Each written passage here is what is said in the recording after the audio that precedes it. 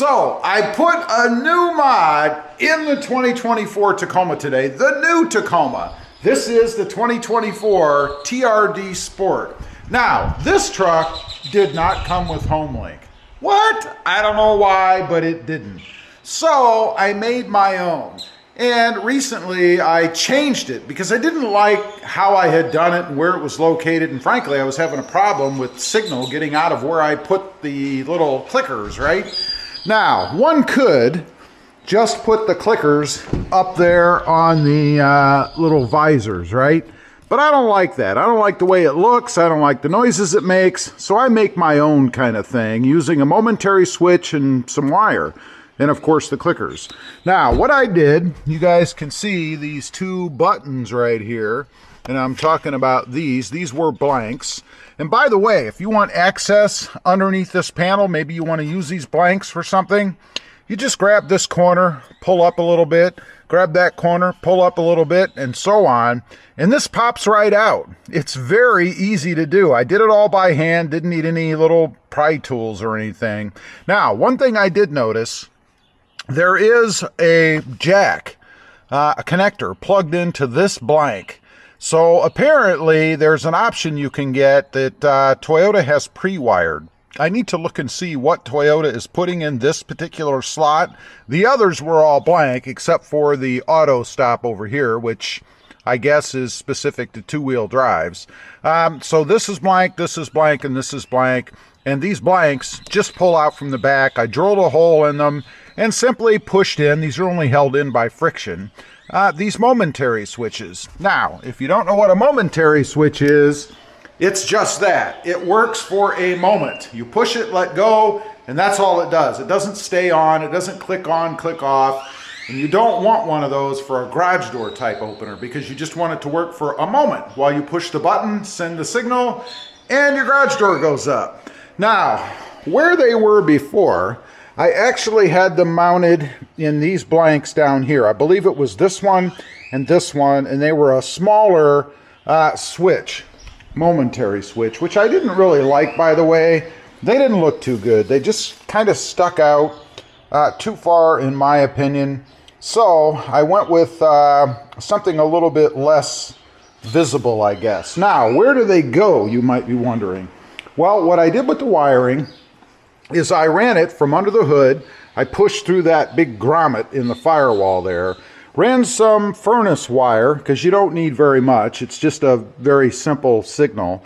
Up into that panel that I just showed you. Now, under the hood, let's go ahead and take a look. Find the hood there. At what I did under here. Very, very simple. Let me sit you guys down for a quick second. Still don't have hood struts on here yet. I will, but for now, we're still using the rod. Now, where I came through, let's grab a flashlight because you probably won't be able to see without it. Where I came through the firewall is right down there. You see that red and white wire there? That's my wire that goes to my two switches. And then down below in that grommet right there, that's where the wire is punched through.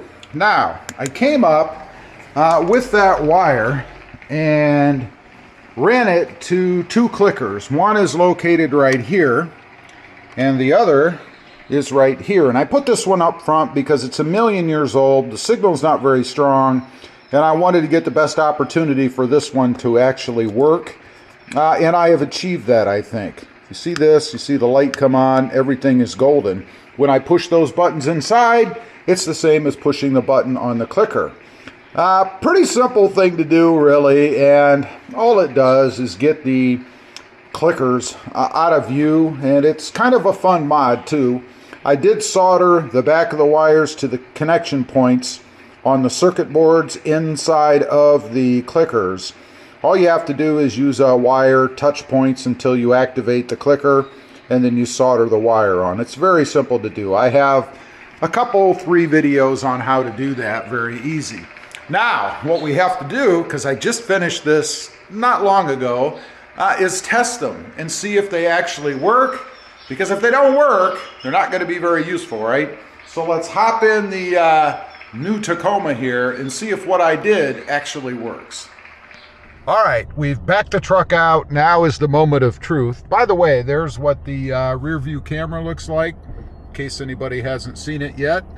Now, I'm going to go ahead and push the button. This one here, I believe, is the one for the garage door opener. The other is for a gate. So we're going to push the button and see if the garage door opener actually works. Look at that. My mod is a success, at least this one. So this one works. Now we've got to go to the gate and see if this one works. Okay, we're up at the gate. You can see it right over there. I'm going to go ahead and hit the button. It's this one we know now. And see if the gate actually opens.